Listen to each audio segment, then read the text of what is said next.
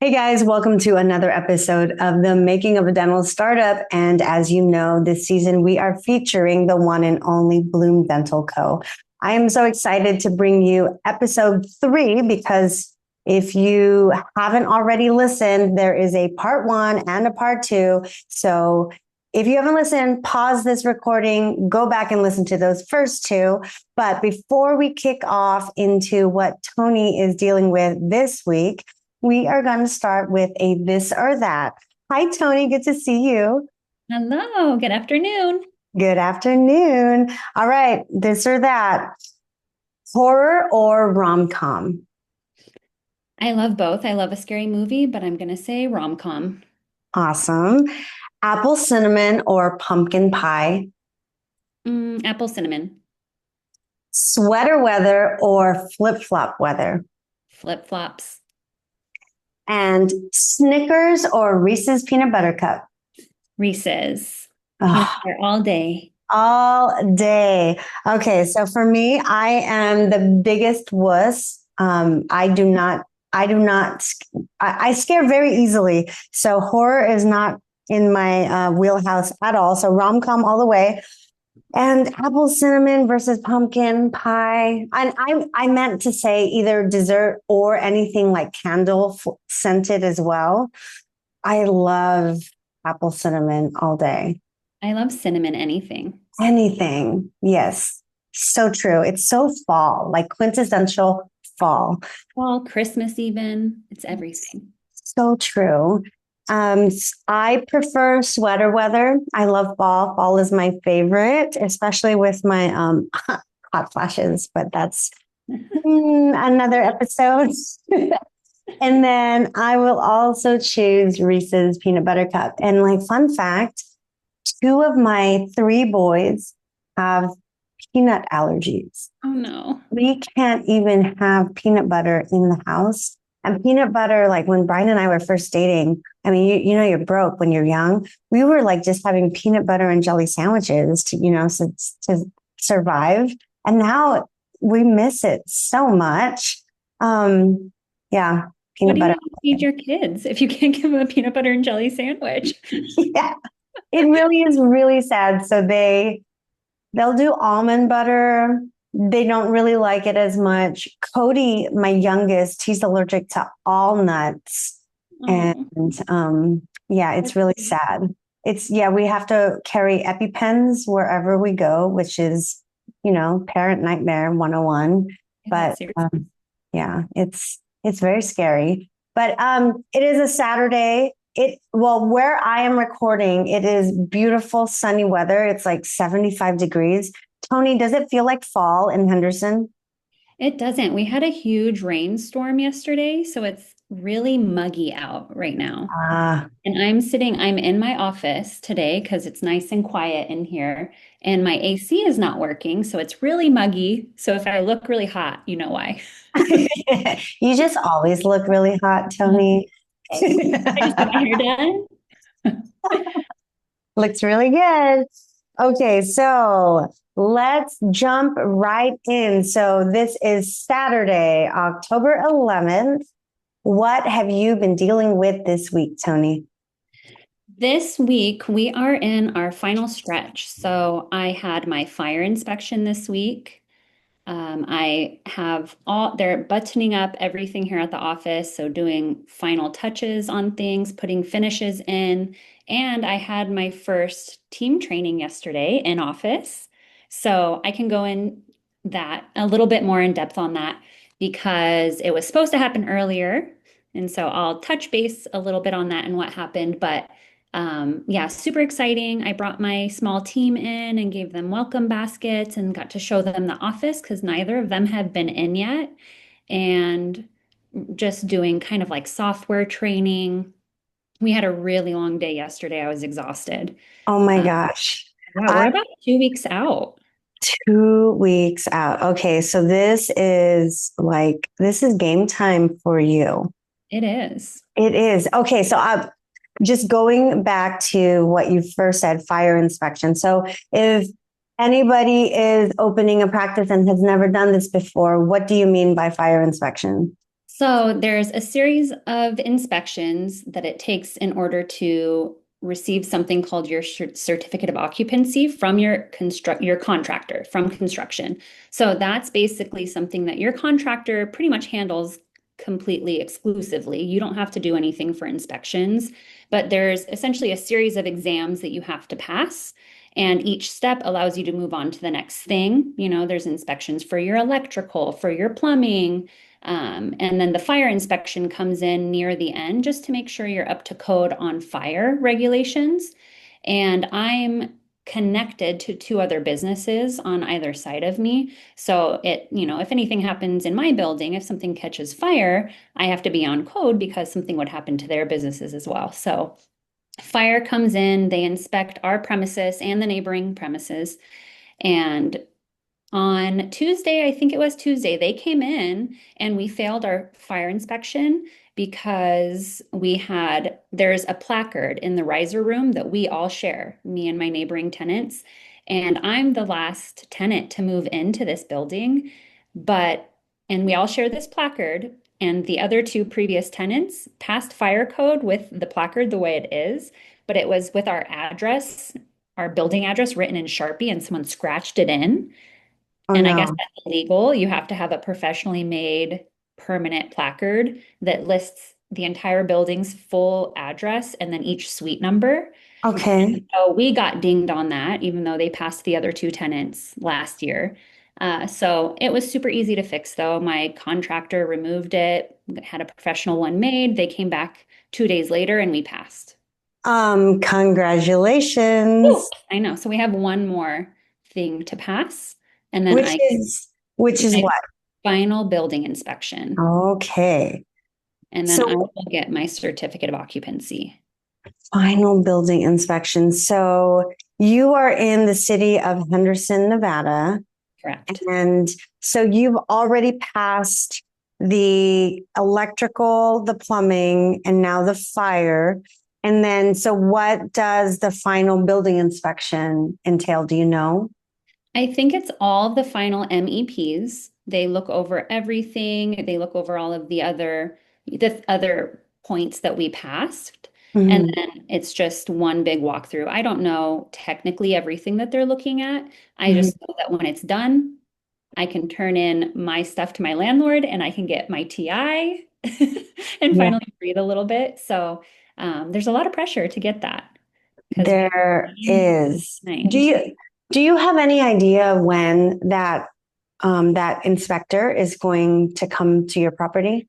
Yes. So my contractor actually schedules a day and time, and Okay. he asks that no one is in the building during that time. And the inspector is coming on Tuesday next week, Oh, specifically because I will be working at my associateship. So okay. I will be in here. We won't be overlapping. And he told me hopefully everything goes through and he passes because the inspector's already been through here. So it's just his final look, and then I can get going and the place can get handed over to me. That is exciting stuff. And just to recap what tenant improvement allowance you had, do you want to remind the audience how much money you're getting back from your landlord? Yeah, so just to kind of recap on that, basically my realtor, when we were looking for a space and negotiating, part of the negotiation is talking to the landlord, and your realtor does this, you don't have to, but speaking with the landlord about a TI allowance, a tenant improvement allowance. And what that is basically the landlord will give you money back if you're building or improving a space. So since my unit was just dirt, and I added a beautiful office to it, they are going to give me an allowance back. So everything so far has been paid with a loan. And then I've just been waiting for this money to come in to help pay off my credit cards, for all the furniture I've bought and everything. And we negotiated for a TI of $118,000.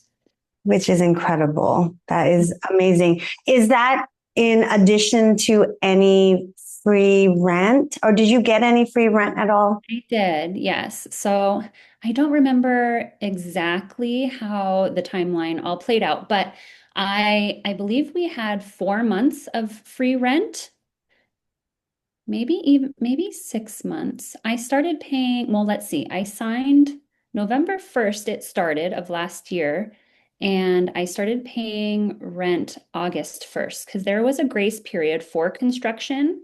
And then I had a few months of free rent.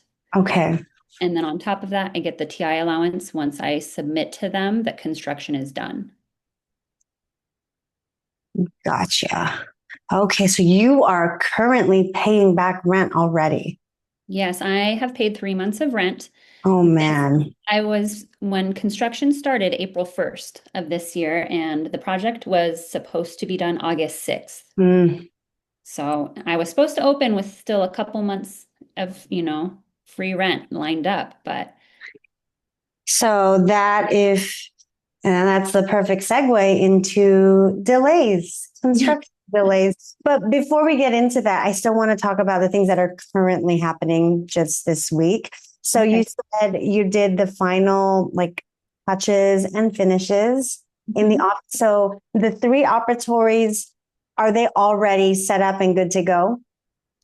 Pretty much, yes. So I forgot to mention this week, my IT company came out from Kentucky and Okay, they installed all of my computers for me, my printer scanner, all of my TVs, and set up my server and did all nice. the wiring for that in 3 days. Yeah, and they're a great company. I used Raymond Snow. He's based out of Kentucky. And how did you find Raymond Snow? So I heard about him from Kyle, who I met at the retreat. He Oh, opened a startup about 4 months ago, and he told me that he used Raymond and he was great. So I have no complaints. Ray was awesome at answering every phone call I had, doing FaceTime walkthroughs, making sure every outlet and data port and everything was where he needed it before he came out here. And it was a little bit of a disaster because we'll go into construction delays.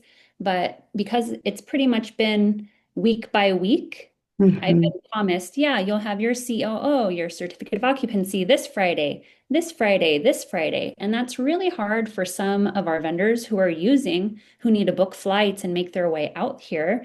So I mentioned on the last episode that I used an architect, and he's based out of San Antonio. So he flew in last Friday to do a punch list. And all of your vendors will be in communication with your contractor. And unfortunately, my contractor, he's just not the best at checking in with all of my vendors.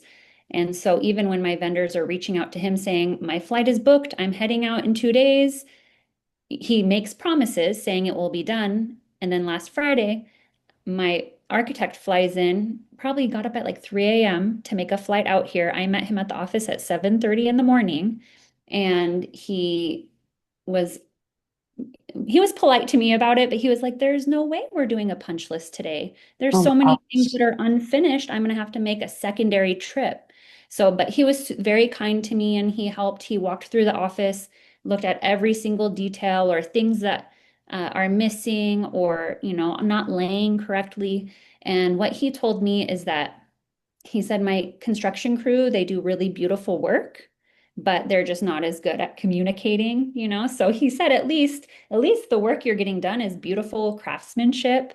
But at the end of the day, I just need someone to be real with me if I should be flying out there or not. Yes. He's No, making that's another trip out here in a couple weeks.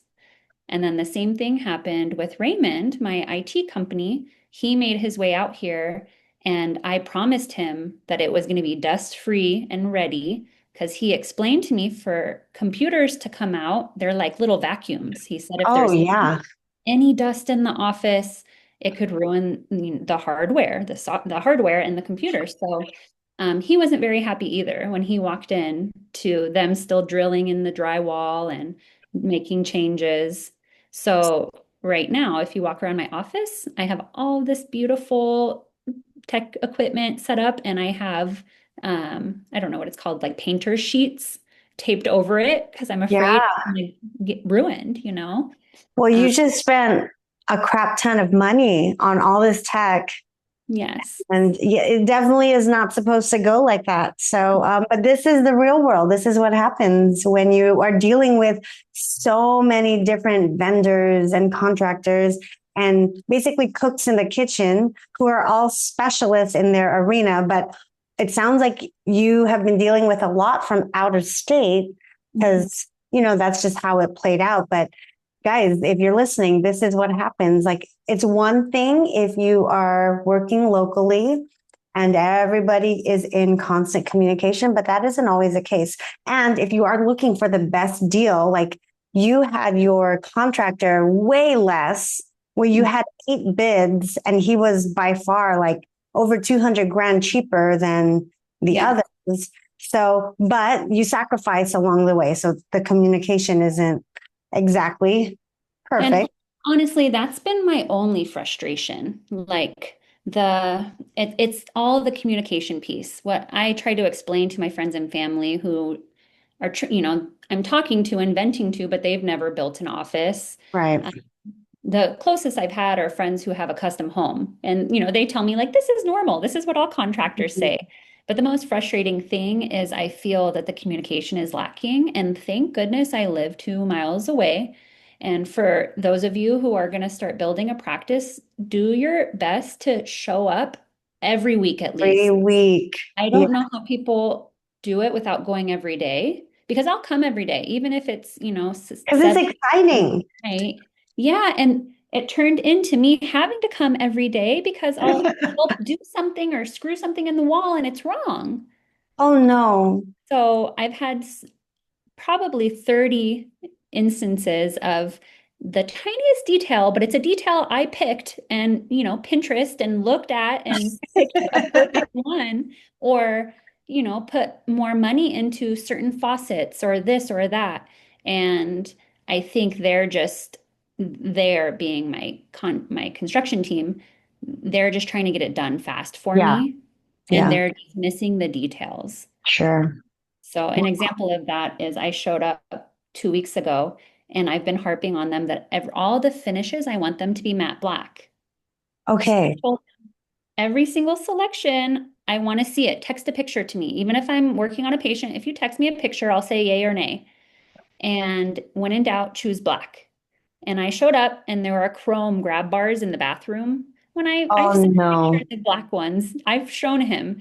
And my contractor is like, we'll just get some aluminum paint and paint it. No. I said, no, sir. I'm sorry. No. Do you know how much money I'm spending on this project? You're not going to go to Home Depot and buy paint. Right. Yes. So, Yeah. No. No, sir. I don't think so, sir. No, you have I love to, matte black. I have matte black in the newer office. I yeah, love yes. But I've learned through this process to get thicker skin when it comes to it. worrying about people's feelings. And Yeah. I know they think I'm a nag, and I just don't care. No. So, No. I mean, you're obviously paying a premium to design the office of your dreams. So there is no nagging. This is just being a CEO and expecting that what you are building is to exactly what you want it to be. So kudos to you, Toni. And in reference to being like thicker skin, like you are gonna being your own boss, hiring and firing and having those difficult conversations, it is next level, like coming from associate to being the owner. So, so it's good practice for you. yeah, I know. I'm going to have a hard time with that. I already know I am, but it's part of the journey. It's part of the journey. Okay, so what else that I wanted to ask you? Oh, do you remember how much your building permit costs through the city of Henderson? I don't. I want to say it wasn't that expensive due Okay. to the general cost. I think, my architect handled all that, Okay. pushing permitting through and everything, but this would have been in like December of last year for me. And what I can recall is my architect just shot me an email and said, "Hey, the city of Henderson will be sending you an invoice." And I Mhm. think it was like two separate charges. that maybe came out to 800 bucks. What? I think, I don't know, I Tony, could be wrong. I could be wrong, but it can't be anything that drastically different or that expensive because I don't have any memory of it, like shocking me. so when I built Smile and Co. Roseville, the building permit, take a wild guess how much that freaking piece of paper cost. $2,000.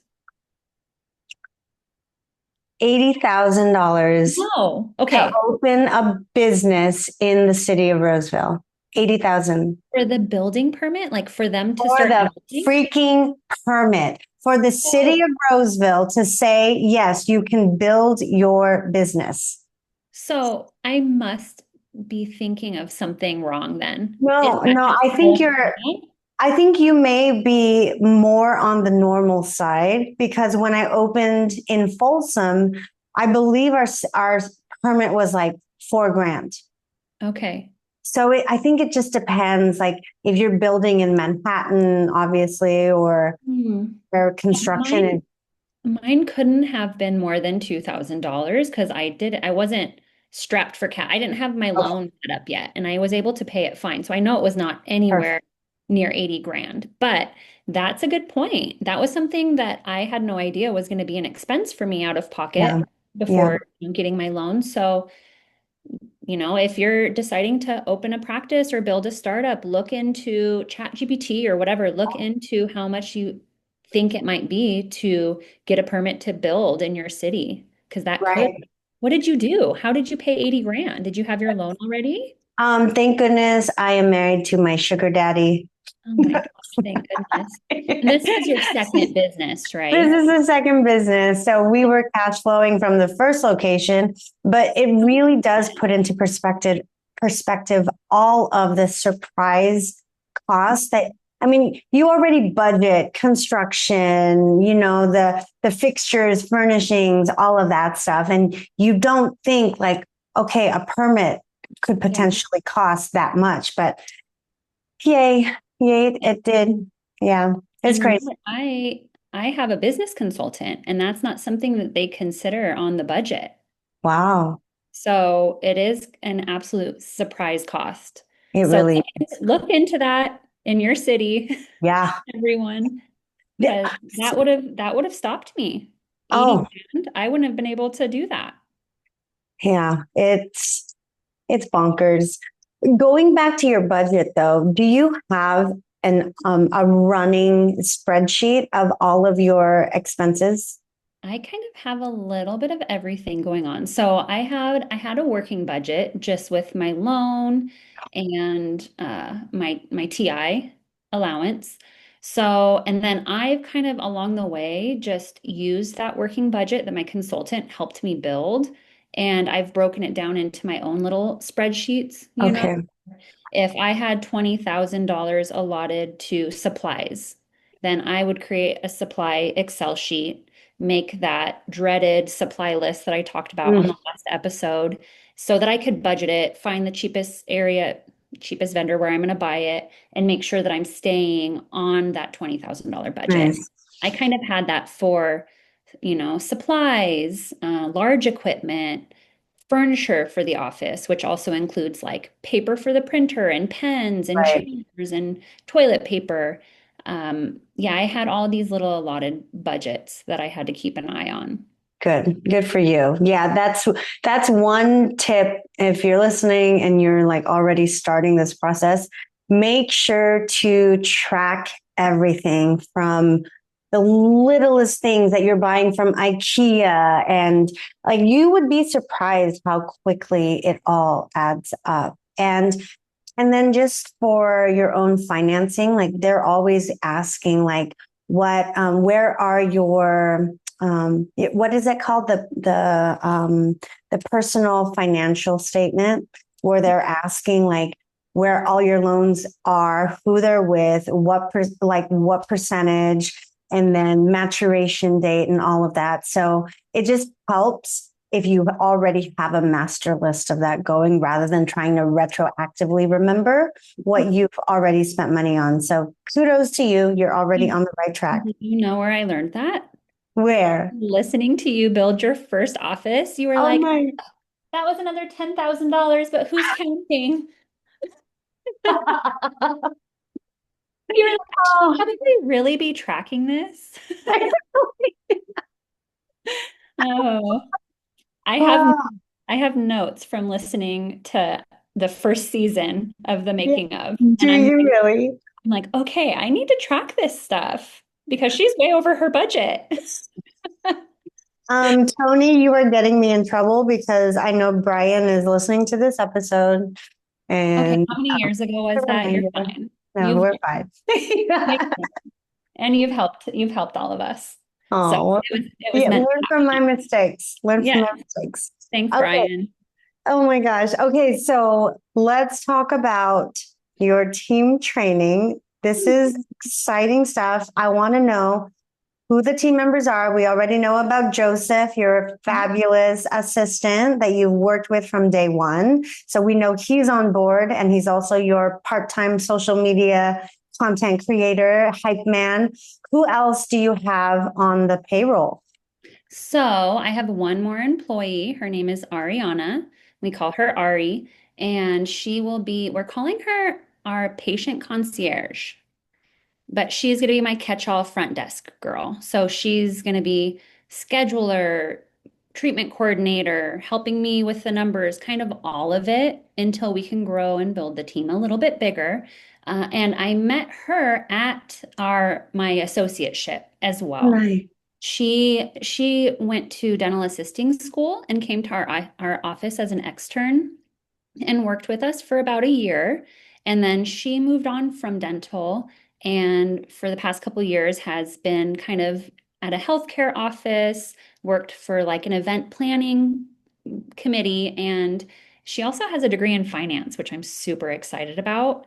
And we just kind of always stayed friendly. And I told her, girl, if I ever do anything on my own, I would love to have you on my team because she's so bubbly and she's such a hard worker even if she's pretty green, because she did it for a year and has been out of dental.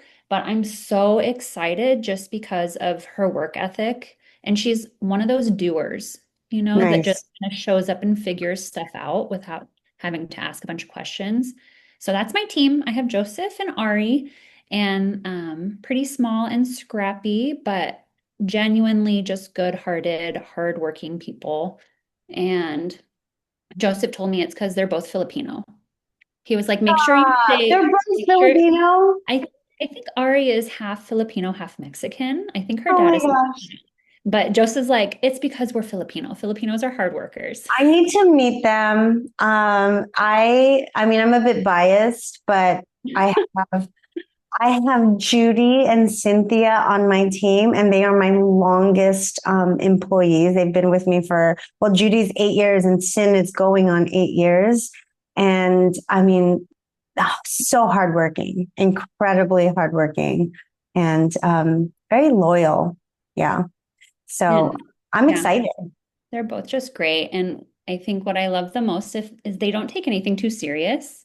You Yeah. know, they're hard Yeah. workers and they also always keep things fun. So I I love have it. really high hopes. I told them, they're my founding team and I have complete faith in them and they're just here to help it grow. And Yeah. they grow along with me and bloom. And Bloom. I love it. Wait, how many times have you met with them already? So technically, yesterday was our first paid team training where everyone's Okay. in the office.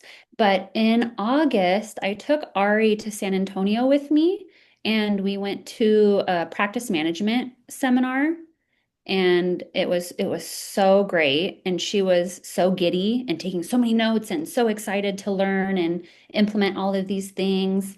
And so we had a really fun trip. That's amazing. And then can I ask you what programs you've chosen to start using with your office? You Software? mentioned Open Dental, yes. Open Yes. Dental, and then anything else like Flex, Yappy, So Casper. Yes, we're using Open Dental for our practice management software. We're using Flex. I'm using my merchant services. I haven't signed up yet, but I have a meeting and I plan to go with a company called Paylo Pro.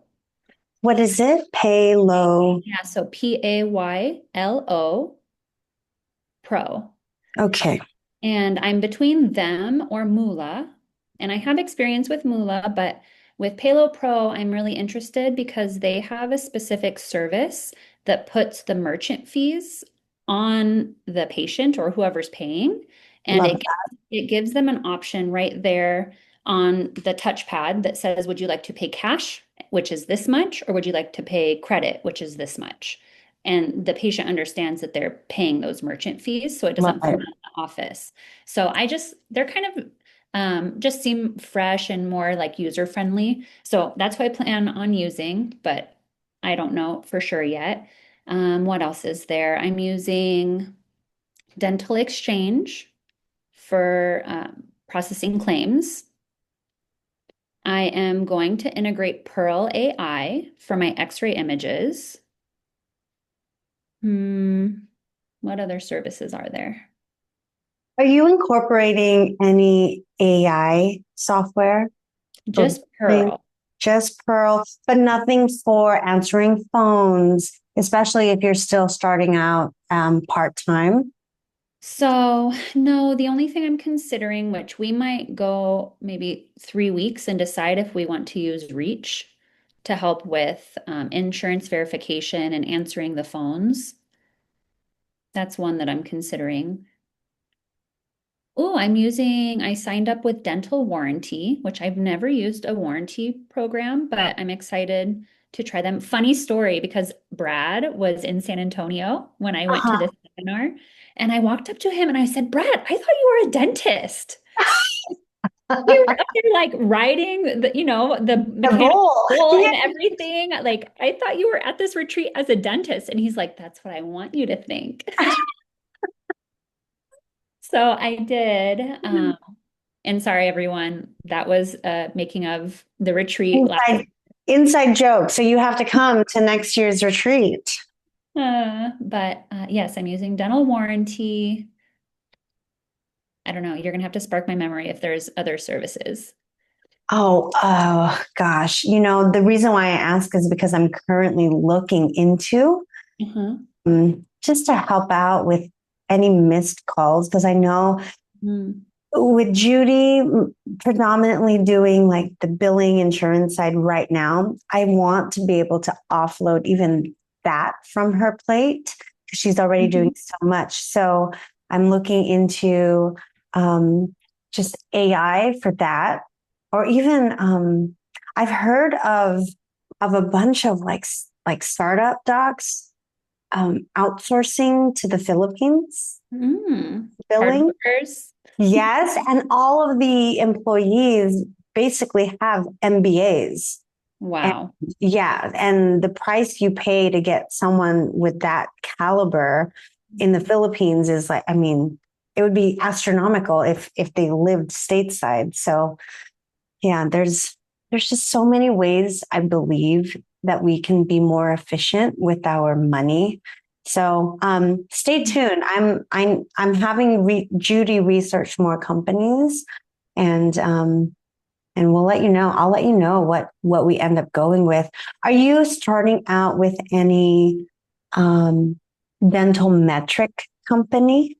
No, I might bring on dental intel, but they told me go ahead and wait until you have your first recall patients so you have more data to track. Okay, So 6 months in, I'll see where, my production is, and if I can afford to, I think I'm going to bring them on. awesome. Yeah. How much experience, Tony, do you have with the insurance side, like the front office side? And Zero, okay, zero so experience. so this is a very big question for a lot of startup docs because most of us start out as associates and we don't learn how to bill, how to verify, how to code, all of that. So how are you training Ari if you're also learning too?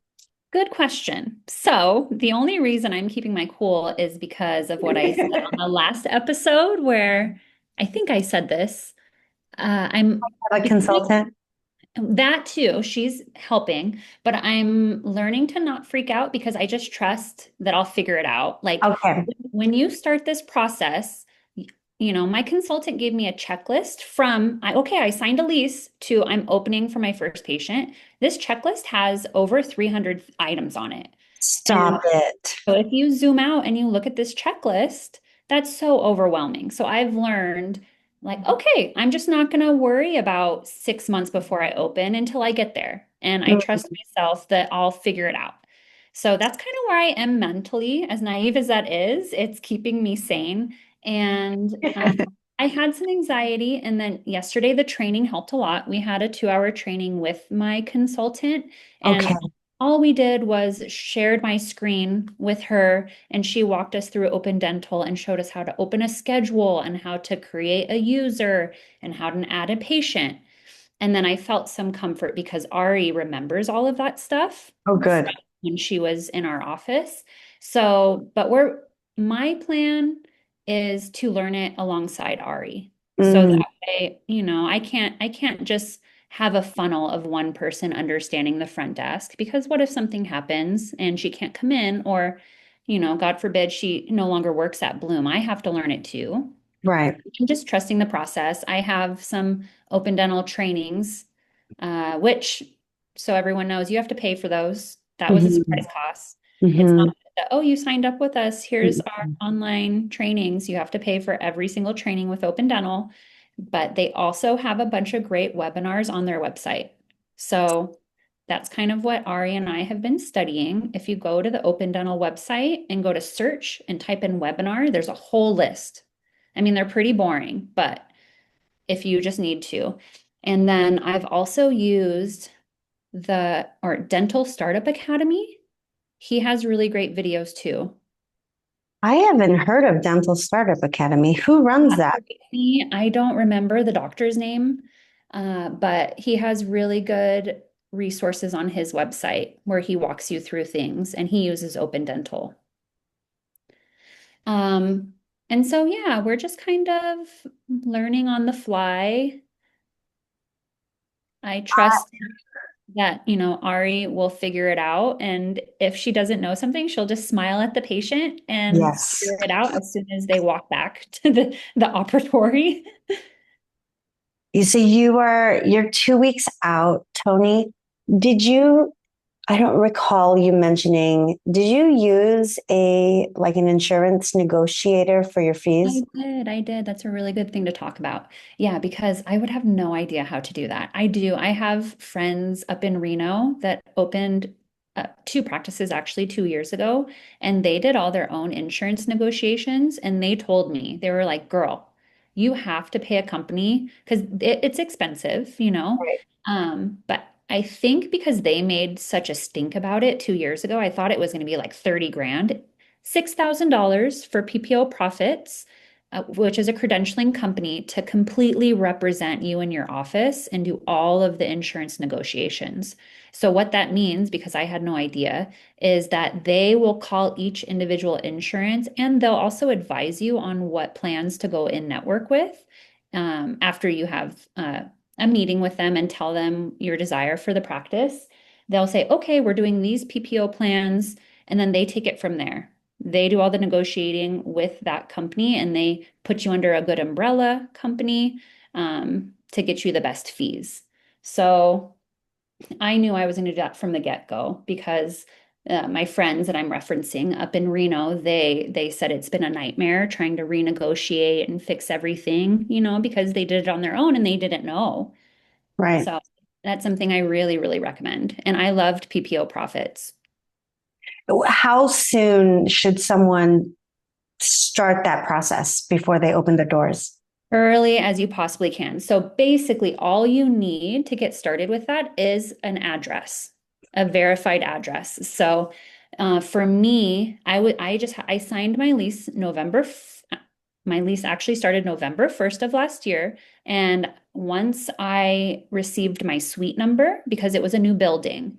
And so for about 2 months, I could only guess my suite number because I was sandwiched in between two tenants, but I didn't have it actually declared with the mailing system, with United Post Office. And so as soon as I got my suite number, I started PPO profits. And so that was January. And to give you some reference, now we're in October and I am not even completely done with credentialing. There are still, I think we have like 15 plans that I'm in network with, and there's still four of them that are out of network, and I have to wait and submit a claim for it to finish processing. It is a very, very long, tedious process. And I don't know if you remember me talking about this when I was opening the first location, but it took so long. I didn't use PPO Profits because PPO Profits did not exist at the time. I used another company. And by the time my doors opened, we were still not credentialed with the largest dental insurance carrier in my area. And that basically, I had all of these people who were on like the wait list to come in. I had a full schedule, but because we were still out of network, they're like, well, we'd rather wait and push it back like another month. So yes, listen to this, guys. Make sure to do this ASAP. It is a very long, arduous process. And if you are considering being in network, then yes, jump on it. You got to get the ball rolling sooner than later. And are you basically in network with the majority of PPO plans, Toni? I still don't even know what that means. They're all PPO. Everything that I am in network with is PPO, but there's so many notes on my little Excel sheet from PPO profits just saying which specific PPO plans I'm with, Gotcha. even under a specific company. So I'll learn what that means hopefully here in a couple months. We'll see what patients have when they come. Nice. And did you do any research as to what, because you mentioned that there were large corporations near you, near your practice. Did you do any research as to what insurance those employees were being offered? So as far as the businesses, and yes, okay, I think I understand your question. The businesses around me, did I look into what their employers are offering them? Yes. Yes. So I mentioned that I am on Raiders Way. And so there's this huge Raiders practice facility right almost neighbors with my building. And one of their employees is already my patient. So I made sure to be in network with their insurance because Awesome. I don't know how many employees they have, but it's a huge building. So everyone keeps talking to me about the actual Raiders, like the players. And I said, I don't even care. I don't want to be the Raiders dentist. I just want to be everyone that works in that building's dentist because they can come to my You should insurance. absolutely be the Raiders dentist. Are you kidding me? You would go extra, extra viral. But really, do you want that? Like, I probably would have to come in late or do that. And they're probably the biggest babies, big giant football players. Oh, I know. The bigger they are, the harder they cry. Yeah. Okay, gosh, see, it's like 51 minutes already, and I feel like there's just so much content that I know, we're. I know. And that made me think of something I left out. Oh, Actually, okay. two things. So, because we were talking about insurance, I wanted to also mention another vendor I'm going with is Clary. They were previously known as Clear, and they're a membership plan provider. So that was something big that I had to decide because my current employers have like a VIP plan, for cash patients. And I learned because I thought you could just set one up on your own. And I learned that it's very specific and state by state what you can offer for having a VIP plan or a discount plan in your office. So I decided to go with an actual company to make sure that I was abiding by all the Compliant. laws. Exactly. And so I officially signed up with Clary this week, and it was really awesome. They help set up a monthly subscription price for a child patient, an adult prophy patient, an adult perio patient. So Do you mind essentially, sharing what you set your fees at? yeah, so they kind of look at your UCR fees, so your practice's specific fees. And I am higher, I'm in the 90th percentile, so they use that to go off of. They don't just kind of cookie cutter it. And so I believe my adult prophy patient comes out to $38 a month. And for that, if a patient pays that, they will get two exams, two cleanings, one emergency exam, and all necessary x-rays covered. And then if you go up to a perio patient, I see my perio patients every 3 months. So Hmm. for I think it's $72 a month, that would cover everything I just listed plus two additional perio maintenances. So they would get four cleanings a year. And then I think a child's yearly subscription was like 30 or 32 a month. And so That's it gives the patient the option to either pay annually or monthly. And then you also have the option to say, the dad is in your office signing up. If they want to sign up any family members, you can discount for every additional family member. gotcha. And then along with that subscription, then you choose a percentage that you can give that patient off of treatment. So I chose just across the board, 20% off all treatment. That's awesome. And does this company keep the payment on file so that it's automatically deducted that you don't have to think about? Yeah, so you just sign up with a bank account with them so that when the patient is paying that monthly subscription, it just goes straight into your bank. And how the company gets paid is they take a 3% charge. So the remainder they just put into your bank account. So that's nice. That's reoccurring revenue. Yeah, yeah, absolutely. And speaking of a membership plan, a membership model, are you thinking about just offering any other financing options? Like in our office, we do the majority of our partnerships with Cherry, which has been a godsend, quite honestly. But have you looked into those kinds of companies too? That's good to hear that you love Cherry because I signed up with them and I signed up with Care Credit this week. Awesome. Okay, so we talked about financing. We talked about your membership plan. We talked about insurance negotiations and getting started right away. We talked about team training, software. Didn't really do a good job talking about the topic of construction today. No, construction. This is going to be a full episode starting next episode. Okay, because okay. I want to get into like the weeds of like what's currently happening. But I mean, construction, that's basically a whole show in and of itself. I'll brainstorm and take notes then, because I'll try to go. Okay. I've been doing it for 6 months now, so I'm sure I have a lot of content to share Oh, on that. good. Yes. So you brainstorm, you jot down all the things that you remember, and then that will be a very full, robust episode because that is like, man, construction that can make and break you. It really like the fact that you are already paying your rent. And your rent is not cheap. It's 8,200 a month, and you have no patients yet. And you've been paying rent for 3 months. But this is reality. Like sometimes your free period runs out, and you do have to pay it back. Do you have like a goal for how long you plan on associating, or are you going to just see how the patient flow and the cash flow comes?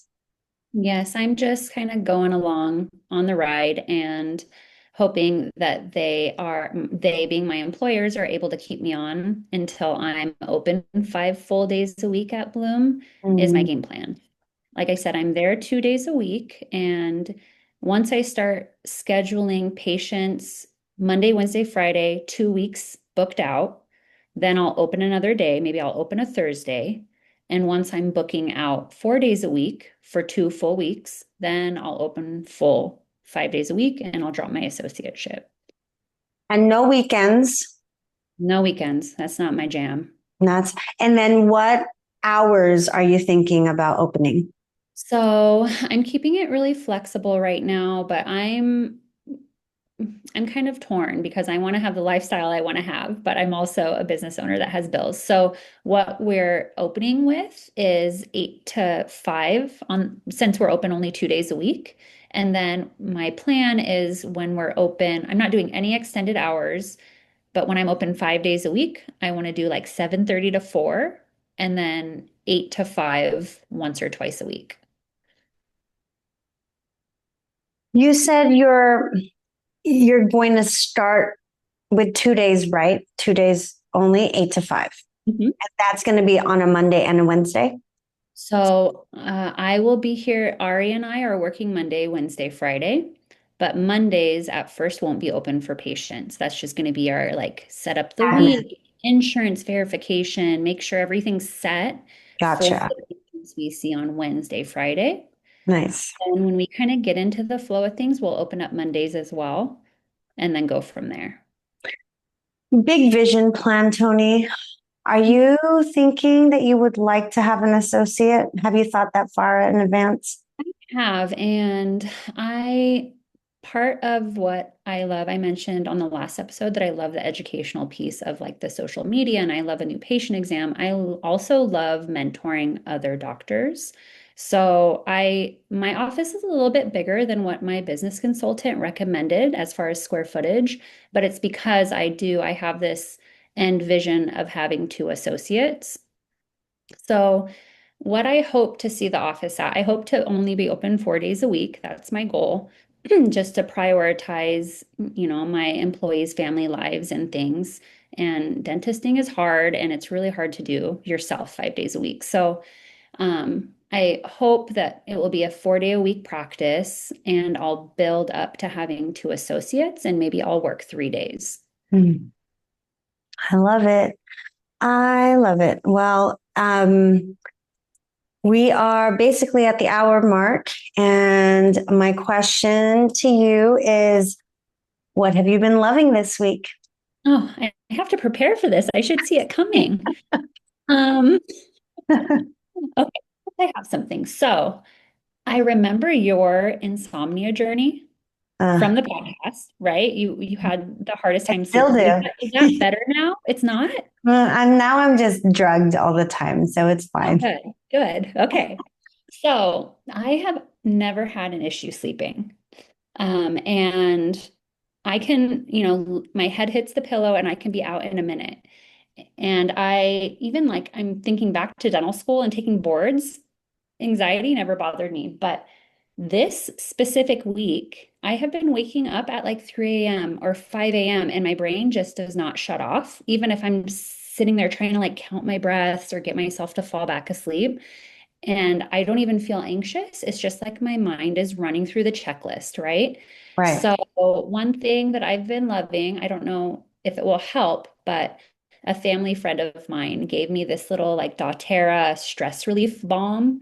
And Oh, it was just something kind she did. I saw her at a soccer game and she said, "You have so much going on right now and you're under so much stress. This is something that helps me sleep." So I've been putting that on and it just smells good and kind of relaxes you. So I've been loving my little doTERRA ball I love it. roller.